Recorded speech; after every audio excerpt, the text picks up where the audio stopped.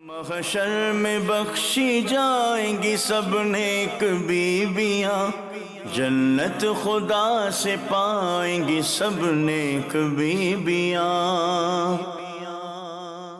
الحمدللہ رب العالمین والصلاة والسلام علی خاتم النبیین، اما بعد فاعوذ باللہ من الشیطان الرجیم، بسم اللہ الرحمن الرحیم۔ الصلاة والسلام علیک یا رسول اللہ وعلی آلک واصحابک یا حبیب اللہ۔ الصلاة والسلام علیک یا نبی اللہ وعلی آلک واصحابک یا نور اللہ۔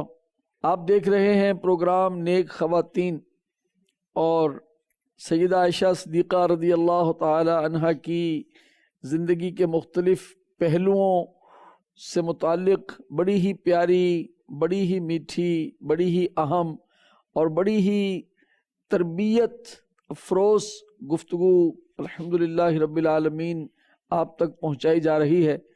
امید کرتے ہیں کہ آپ اس کو محفوظ بھی کر رہے ہوں گے، اور محفوظ کاغذوں میں بھی ہوتی ہے، اور سن کر عمل شروع کر دیا جائے تو پھر تو زندگی میں عملاً محفوظ ہو جاتی ہے۔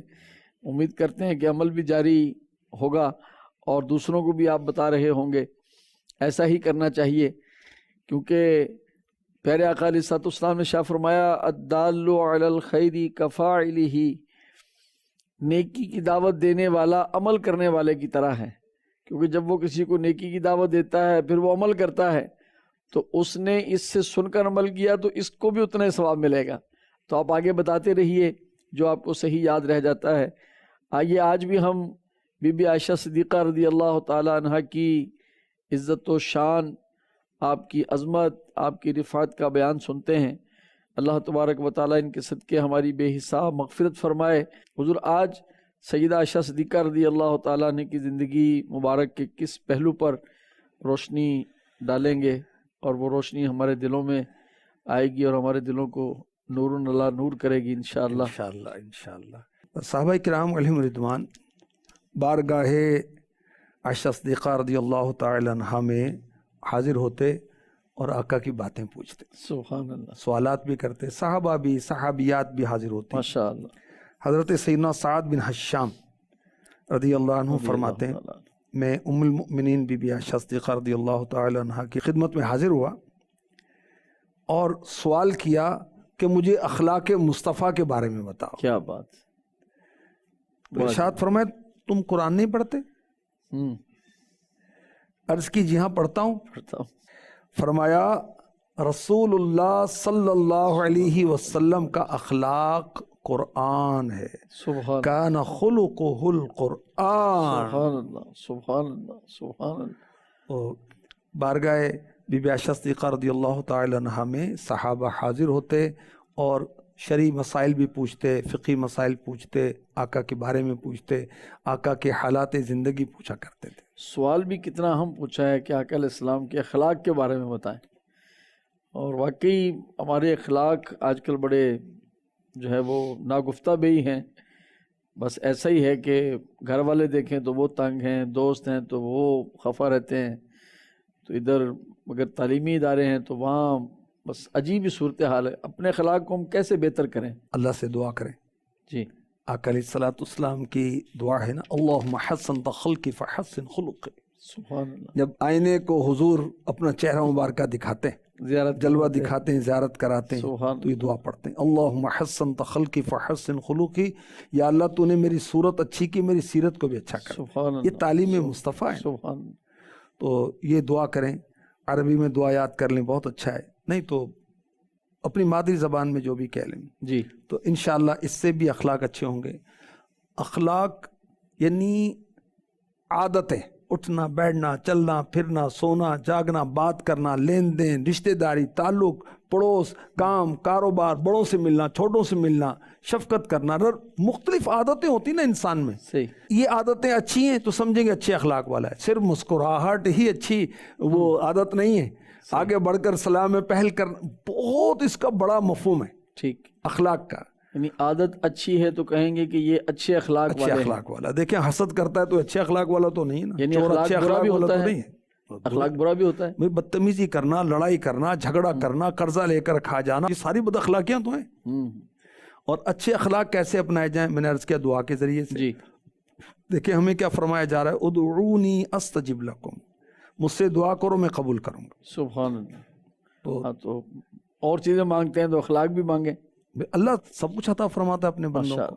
اور دیکھیں کہ اللہ تعالیٰ نے اپنے محبوب کی تربیت کی، ادب سکھائے اللہ تعالیٰ نے. خود میرے آقا علیہ الصلوۃ والسلام نے فرمایا کہ مجھے میرے رب نے ادب سکھایا. سبحان اللہ. تو قرآن کی جو آیتیں نازل ہو رہی ہیں، اللہ تعالیٰ اپنے محبوب کی تربیت فرما رہا ماشاء ہے. اللہ. اور محبوب کریم صلی اللہ علیہ وآلہ وسلم نے قرآن نازل ہوتا ہے، اس کو پڑھتے ہیں، آپ اس کو سمجھتے ہیں. اللہ کی عطا سے آپ سے بڑھ کر کون سمجھے گا؟ آپ کے سمجھانے سے امت سمجھے بے گی. شک بے شک. تو آپ پھر اس پر عمل پیرا ہوتے ہیں. اور قرآن نے ہمیں اچھے اخلاق، اچھی عادات اپنانے کا کہا. اسلامی بھائیوں کو، اسلامی بہنوں کو، مردوں کو، عورتوں کو، سیٹ ہے، محکوم ہے، افسر ہے، جو بھی، سب کو اچھے اخلاق اپنانے. اور دیکھیں میں چند آیتیں بھی تلاوت کرتا ہوں. جی سورہ اعراف پارہ 9 آیت نمبر 199 ارشاد ہوتا ہے، خذ العفو وأمر بالعرف وأعرض عن الجاہلین. اے محبوب معاف کرنا اختیار کرو اور بھلائی کا حکم دو اور جاہلوں سے منہ پھیر لو. سبحان اللہ. سورہ مائدہ کی آیت نمبر 13، فاعف عنہم واصفح ان اللہ یحب المحسنین.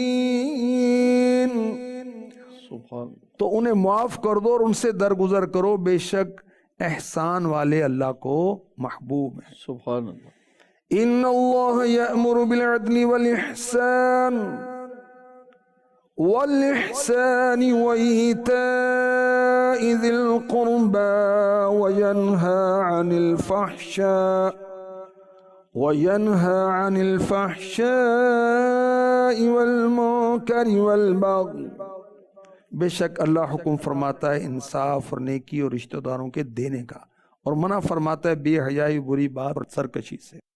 واصبر علی ما اصابک ان ذلک من عزم الامور. سورہ لقمان میں ارشاد ہوتا ہے، اور جو افتاد یعنی مصیبت تجھ پر پڑے اس پر صبر کر، بے شک ہی ہمت کے کام.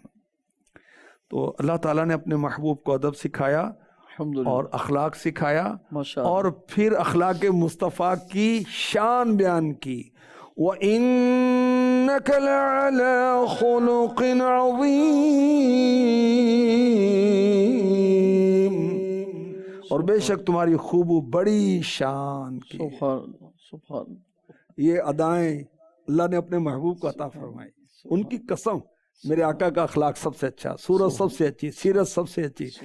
تیری صورت تیری سیرت زمانے سے نرالی ہے آقا.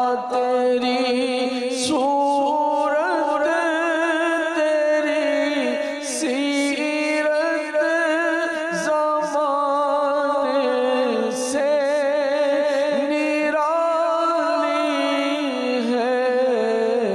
تیری ہر ادا پیارے دلیل بے مثالی ہے. تیری ہر ادا پیارے دلیل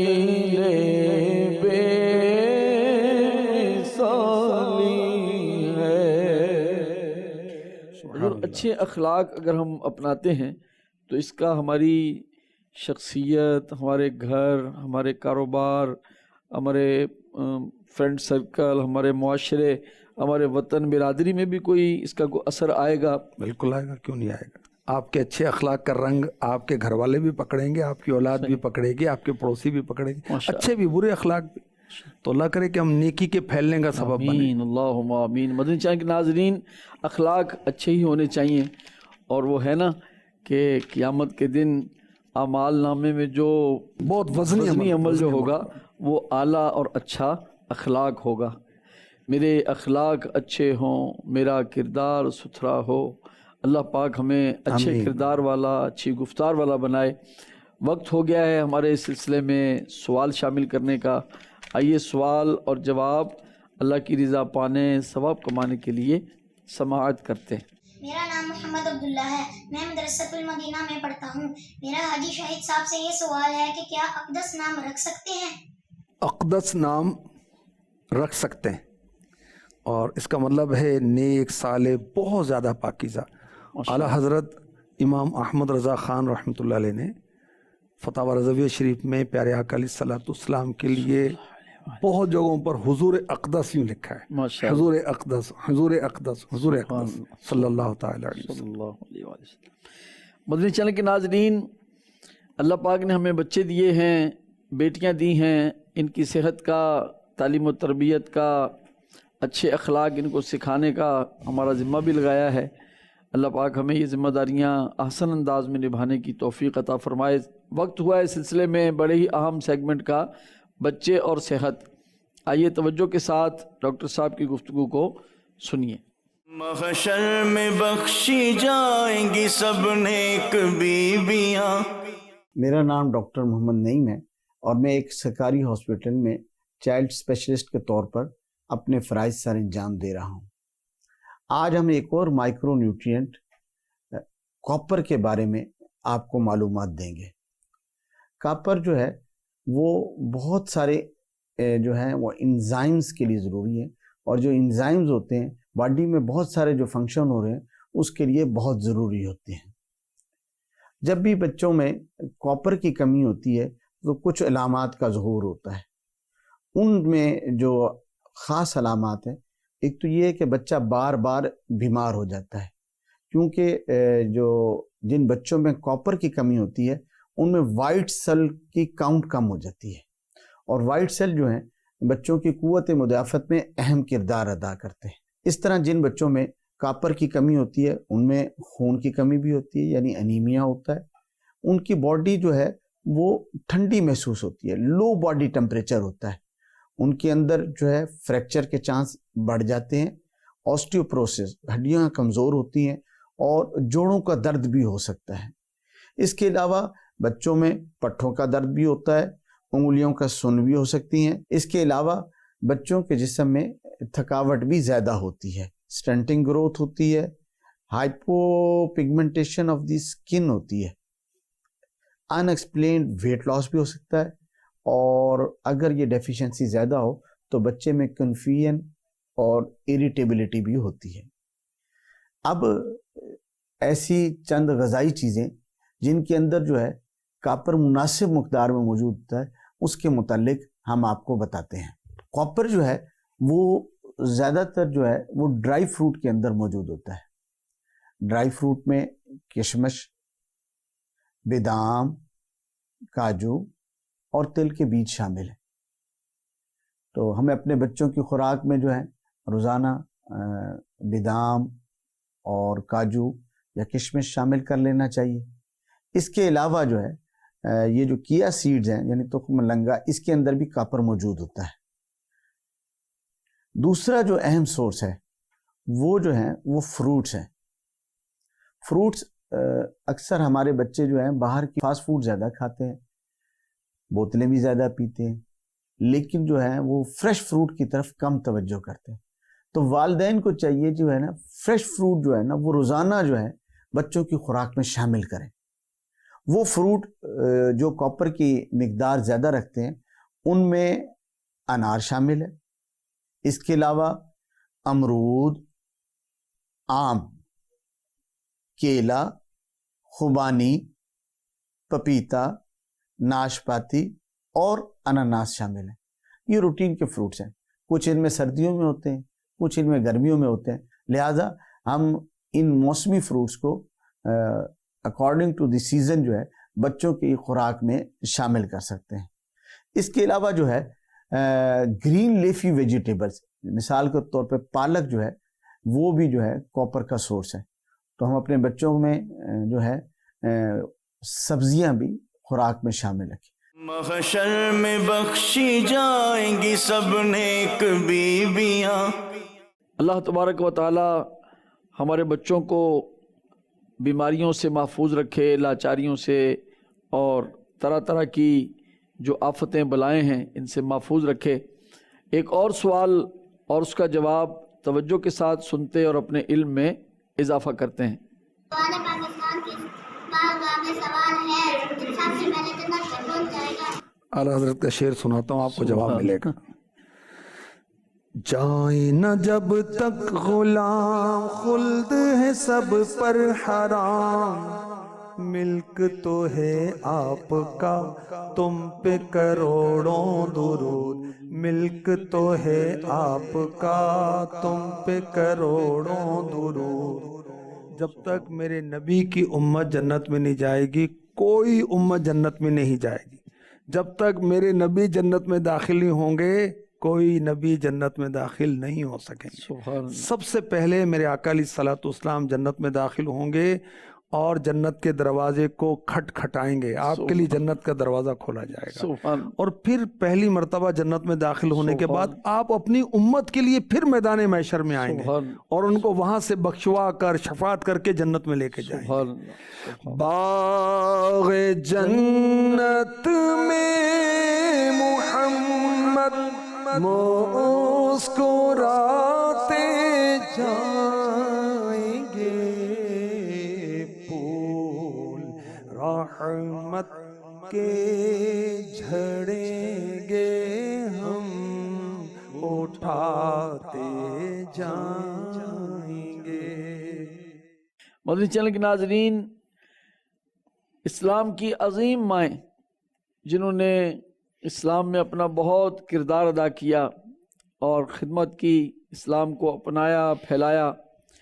ہم کوشش کرتے ہیں کہ اپنے اس سیگمنٹ عظیم مائیں میں کسی نیک خاتون کا تذکرہ کریں تاکہ ہمارے سننے والوں کو اس کا بہترین فائدہ ہو. آئیے توجہ کے ساتھ سنیے کہ آج کس نیک خاتون کا ذکر خیر کیا جانے لگا ہے. محشر میں بخشی جائیں گی سب نیک بیویاں. اللہ اکبر. ان کا ذکر خیر کریں گے جو اللہ کے نبی کی والدہ ہیں. سبحان اللہ، ماشاء اور اللہ. نبی بھی بڑی شان والے، ہر نبی شان والے. بے شک. اور انہوں نے اللہ پاک کی محبت میں اپنے بیٹے کی محبت کو غالب نہیں ہونے دیا. اللہ اللہ. نہیں، اللہ کی محبت ان کے دل میں غالب رہی. سبحان اللہ، سبحان اللہ. اور یہ وہ عظیم ماں ہیں کہ جن کی یادگار صفا و مروہ کے درمیان میں ہے، یعنی بی بی ہاجرہ رضی اللہ تعالیٰ درست آپ کا ماشاء جواب درست، اللہ، ماشاء اللہ. رضی اللہ تعالی عنہ. آپ سبحان دیکھیں کہ اپنے شہزادے جو بڑی دعاؤں کے بعد اللہ سے لیا تھا، سبحان اللہ. اور حضرت ابراہیم علیہ السلام کی ایج بھی 90+ تھی جی. اور بہت لاڈلے تھے اور ہر ایک کو اولاد سے محبت ہوتی. تو جی. اللہ کے نبی ہیں تو سبحان کتنی اپنی اولاد سے محبت کرتے ہوں گے. لیکن جب اللہ کا حکم ہوا تو آپ بی بی ہاجرہ رضی اللہ تعالی عنہا سفر کر گئیں. اچھا، کہاں پہنچیں؟ آپ حضرت اسماعیل علیہ السلام کو لے کر مکہ مکرمہ میں جہاں کعبہ ہے، جی. پہلے تو یہاں وہ ایک جنگل تھا، سنسان بیابان، تو یہاں پہنچتی ہیں. اچھا، اب کچھ توشہ یعنی کھانے پینے کا سامان وہ دے کر حضرت ابراہیم علیہ السلام مڑتے ہیں. تو آپ پوچھتی ہیں کہ آپ ہمیں کیوں، کس کے آسرے پر چھوڑ کے جا رہے ہیں؟ اچھا، پھر آپ پوچھتی ہیں کہ کیا آپ کو اللہ نے حکم دیا ہے؟ جب ابراہیم علیہ السلام یہ فرماتے ہیں کہ ہاں اللہ کے حکم سے میں نے ایسا کیا، پھر آپ مطمئن ہو جاتے ہیں. کیا بات، کیا بات. اچھا، پھر حضرت اسماعیل علیہ السلام کو آپ وہ دودھ پلاتی ہیں، اور جب وہ کھانے پینے کی چیزیں، پانی ختم ہوتا ہے تو پھر پانی کی تلاش میں آپ دوڑتی ہیں صفا و مروہ کے درمیان سبحان اللہ. کہ ادھر دیکھوں کوئی قافلہ آتا ہو پانی لے لوں، اور ادھر حضرت اسماعیل علیہ السلام کی مبارک ایڑیاں رگڑتی ہیں زمین کے ساتھ تو زم زم جاری ہو جاتا ہے. یہ وہ ماں جس کے صدقے میں زمزم ملا ہے. سبحان اللہ، سبحان. اور آپ پھر پانی کو کہتی ہیں کہ زم زم، ٹھہر جا ٹھہر جا. تو خیر، حضرت بی بی ہاجرہ رضی اللہ تعالی عنہا کا ذکر خیر کر رہے ہیں تو ایسی عظیم ماں ہے، ایسی عظیم ماں کہ آپ کی اللہ سے محبت اولاد سے بڑھ کر تھی، اور ہر چیز سے بڑھ کر محبت ہونی چاہیے۔ بے شک۔ جب حضرت ابراہیم علیہ السلام کو قربانی کا حکم ہوتا ہے کہ ہماری راہ میں اپنے بیٹے کو قربان کرو، اللہ پاک وحی نازل فرماتا ہے بذریعہ خواب۔ ہمارے خواب، ہر خواب سچا نہیں ہوتا، جی انبیاء کا خواب وہ وحی الہی ہوتا ہے، ہر خواب ان کا سچا ہی ہوتا ہے۔ ٹھیک۔ تو آپ جب اس حکم کی تعمیل کرنے کے لیے جب چلتے ہیں، اللہ اکبر، تو شیطان بی بی ہاجرہ رضی اللہ تعالی عنہا کے پاس آتا ہے کہ یہ کہاں لے کے جا رہے ہو؟ تو انہوں اپنے بیٹے کو سیر کرانے کے لیے لے جا رہے ہیں۔ نے کہا نہیں، ان کو تو وہ ذبح کریں گے۔ نا، باپ بیٹے کو کہاں ذبح کرتا ہے؟ کہ نہیں، ان کو اللہ کا حکم ہے۔ اچھا، اللہ کا حکم ہے تو جو ان کو اللہ کا حکم ان کو کرنا چاہیے۔ نہیں تو اللہ بی بی ہاجرہ رضی اللہ تعالی عنہا کے صدقے میں جو آج کل کی مائیں ہیں، ان کو اپنی محبت عطا فرمائے، آمین، دین کی آمین، محبت مل جائے۔ آمین، آمین۔ ہماری اسلامی بہنوں کو اولاد کی محبت سے بڑھ کر اللہ اور اس کے رسول کی اللہم محبت، آمین، دین کی اللہم محبت ہونی چاہیے۔ آمین۔